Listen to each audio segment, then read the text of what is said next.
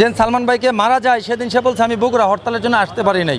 আসলে তাকে দেখার পর, অনুমতিটা দেখার পর তার জন্য আমি কোর্টের ভিতরে দেখলাম, তার চেহারাতে ফার্স্টে একটু উগ্র দেখলাম, পরে সে যখন চেহারাটা মলিন হলো তখন আমারও সালমান ভাইয়ের চেহারাটা চোখে বাসলো যে সে ছিল তার সবচেয়ে কাছের বন্ধু। যে আমরা মৃত্যুর আগ পর্যন্ত যেন এই ন্যায় বিচারটা দেখে যেতে চাই।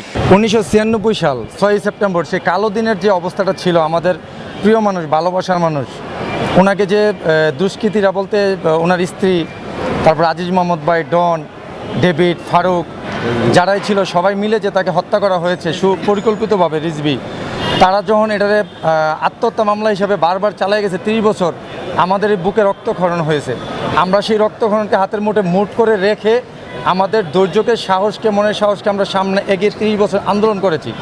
আজকে যে আসামি ডনকে আপনারা দেখছেন অ্যারেস্ট হয়েছে, গ্রেফতার হয়েছে, সেটা হলো এই যে আল্লাহর উপর আল্লাহর রহমত, ওনার মার দোয়ার হলো ভক্তদের, 64 জেলার যে ভক্তবিন্দুরা আছি আমরা সবাই এখনও ঐক্যবদ্ধ। আপনারা বিভিন্ন সময় দেখেন আমরা প্রেস ক্লাবে মানববন্ধন করি, রাস্তায় মিটিং মিছিল করি, যে ভক্তরা 64 জেলা থেকে আসে, ফেসবুকে, অনলাইনে সব জায়গায় আছে। তাদের একটা দোয়া আল্লাহ কবুল করেছে, তার একটা প্রতিফলন আজকে দেখলেন। আমরা চাই তার সুষ্ঠু তদন্ত হোক এবং তদন্তের মাধ্যমে বাংলা জাতি যারা আছে এই নায়কের সঠিক তথ্যটা জানতে চায়, সঠিক হত্যার বিচারটা চায়, সবাই যেন সঠিক হত্যার বিচারটা পায় এবং সঠিকটা যেন জানতে পারে। 30 বছর বর্তমান যে সরকার, তত্ত্বাবধায়ক সরকারের আমলে এসে এটা মামলা হয়, সে মামলাটা হত্যা মামলা হয় তত্ত্বাবধায়ক সরকারে এসে। এখন বর্তমান সরকারের কাছে আমাদের একটাই চাওয়া যে এই আসামি যেন আইনের কোনো ফাঁক ফোকর দিয়ে যেন বের না হয়ে যায়। নিরপরাধ হলে আইনের প্রমাণ হবে যে সে নিরপরাধ, কিন্তু আমরা চাই কোটি ভক্তদের একটাই চাওয়া এই সরকারের কাছে, এই বিচার মহোদয়দের কাছে এবং আইনজীবীদের কাছে, টাকার কাছে বিক্রি হবেন না, টাকার কাছে বিক্রি না হয়ে সত্যটা প্রতিষ্ঠিত করেন। সত্য প্রতিষ্ঠিত করার জন্য এই দেশে অনেক মানুষ রক্ত দিয়েছে, 24-এও। তাইলে অবশ্যই আমরা সেই সত্যটা জানতে চাই, সত্য রহস্যটা জানতে চাই এবং ন্যায় বিচার চাই। ওনার কি অপরাধ ছিল আমরা তাও জানতে চাই। ভক্তরা আজকে আমাদের চোখ দিয়ে পানি আসছে না, আমরা মানে সুখে কাতর। যখন আসামি একটা দেখলাম, যখন মামলা হওয়ার পরেও সিআইডি, পিবিআই এবং একের পর একজন আত্মহত্যা বলে মামলাগুলোর তদন্ত প্রতিবেদন জমা দিচ্ছিলেন, তখন কোটি ভক্তদের আল্লাহর কাছে একটাই চাওয়া ছিল যে আল্লাহ তুমি আমাদের, অনেক ভক্তরা বলেন যে আমরা ন্যায় বিচারটা চাই, আমরা যেন, অনেকে বলেন যে আমরা মৃত্যুর আগ পর্যন্ত যেন এই ন্যায় বিচারটা দেখে যেতে চাই। আমি অনেক ভক্তদেরকে বলতাম যে অবশ্যই দেখবেন জন্ম মৃত্যু আল্লাহর হাতে। আমরা যে জায়গায় পৌঁছাইতেছি, আমাদের যে একটা একতাবদ্ধ আছে, আমরা যে একটা শক্ত কোনো সংগঠন না, টাকা পয়সা দিয়ে আমাদেরকে কেউ রাজপথে আনে না। আমরা সবাই নিজ উদ্যোগে, নিজের ভালোবাসে, নিজের পকেটে টাকা খরচ করে ন্যায় বিচার প্রতিষ্ঠিতের জন্য রাজপথে আন্দোলন করেছি। আমরা সঠিকটা জানতে চাই। ওই ভক্তদের উদ্দেশ্যে বলতে চাই যে আপনারা ন্যায় বিচার অবশ্যই পাবেন। আসামি যেহেতু অ্যারেস্ট হয়েছে, অবশ্যই এই সরকারের কাছে আমরা ন্যায় বিচার চাই, আসামিরা যেন বের না হয়ে যায়। আসলে তাকে দেখার পর, অনুমতিটা দেখার পর তার জন্য আমি কোর্টের ভিতরে দেখলাম, তার চেহারাতে ফার্স্টে একটু উগ্র দেখলাম, পরে সে যখন চেহারাটা মলিন হলো তখন আমারও সালমান ভাইয়ের চেহারাটা চোখে বাসলো যে সে ছিল তার সবচেয়ে কাছের বন্ধু। সে সবসময় বলতো যে সালমান আমার মাই হার্ট, সেই হার্টের জন্য সে আজকে জেলখানায়। কিন্তু সেও পারতো যদি সত্য হয়ে থাকে তার বন্ধুটাকে বাঁচানোর জন্য, সে বাঁচায় নাই, সেও অপরাধী। সে বিভিন্ন সময় বিভিন্ন কথা বলছে, সে কথাগুলো প্রুফড হয় নাই। শুক্রবার কোনো দিন হরতাল থাকে, তার বক্তব্য দেখবেন, শুনবেন যে শুক্রবার দিন যেদিন সালমান ভাইকে মারা যায় সেদিন সে বলছে আমি বগুড়া হরতালের জন্য আসতে পারি নাই। বা এটা হাস্যকর বিষয়। তার মানে এখানে যে অনেক মিথ্যা ছিল, ওই আসামিরা সবসময় মিথ্যা কথা বলতে বলতে এই পর্যন্ত আসছে। এই যে আসামি রিজভি, তার ইদানিংকালে জবানবন্দিগুলো আপনারা দেখছেন, কি হাস্যকর। 17 বছর বয়সে একটা মানুষ কোটি কোটি টাকার মালিক হয়। বাংলাদেশে কি বিনা পাসপোর্টে একটা জেট বিমান ভাড়া করে আপনি লন্ডন চলে যাবেন? এটা কি বিশ্বাসযোগ্য? তার মানে বুঝেন যে তারা কত পরিমাণ মিথ্যা কথা বলে। আর আমাদের যে বাংলা ভাষাভাষী মানুষগুলো আছে, বোকা বানায় রাখে, তারা মিথ্যা কথা বলে, আর আমরা সেই মিথ্যাটাই প্রচার করি, শুনি, শুনতে অভ্যস্ত হই, সত্যটা তুলে ধরি না। আপনাদের সাংবাদিকদেরকেও বলবো যে আপনার সত্যটা তুলে ধরেন এবং আপনারাও ন্যায়ের পক্ষে আমাদের সাথে থাকুন। এটা আপনাদের কাছে আমাদের বিনীত অনুরোধ ভক্তদের পক্ষ থেকে। আপনারা সময় দেখেছেন যেই কোনো মুহূর্তেই প্রয়োজন মনে হয়েছে আমরা রাজপথে 64 জেলার ভক্তদেরকে নিয়ে আন্দোলন করছি ন্যায় বিচারের জন্য। ফাঁক ফোকর দিয়ে বের হওয়ার চেষ্টা তো ওরা করবে, ওরা তো অনেক টাকা পয়সা আছে, টাকা দিয়ে তো ওরা কিনে রাখছে, আইন প্রশাসনকে অন্ধ করে রাখছে।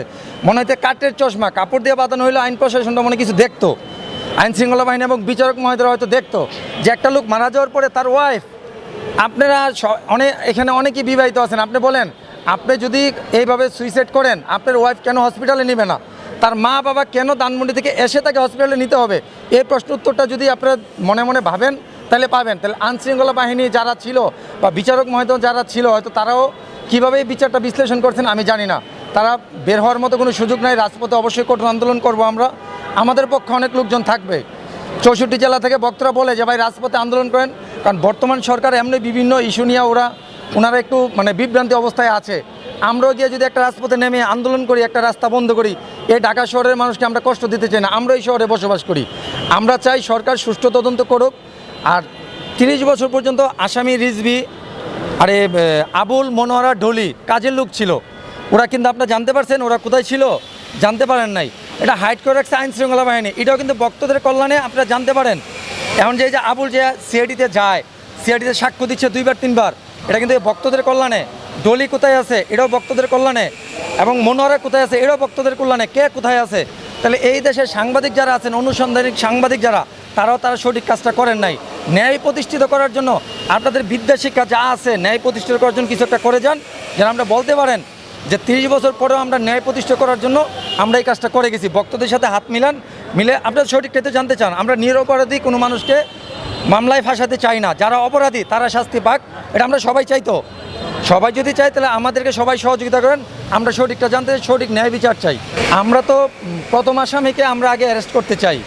এখন উনি কিভাবে এত বড় একটা মামলার আসামি হয়েও উনি কিভাবে আইন শৃঙ্খলা বাহিনীর চোখ ফাঁকি দিয়ে এখনও বহাল তবিতে উনি ঘুরে বেড়াচ্ছেন, এটা আমাদের এই আইন শৃঙ্খলা বাহিনীর কাছে আর এই দেশের বিচার বিভাগের কাছে আমার প্রশ্ন যে উনি যদি নিরপরাধ হয়, বিচার প্রক্রিয়ার মাধ্যমে গিয়ে উনি প্রমাণ করে বের হয়ে যাক, কিন্তু উনি বের না হয়ে কোর্টে আসবে না, আদালতে আসবে না, পুলিশের কাছে যাবে না।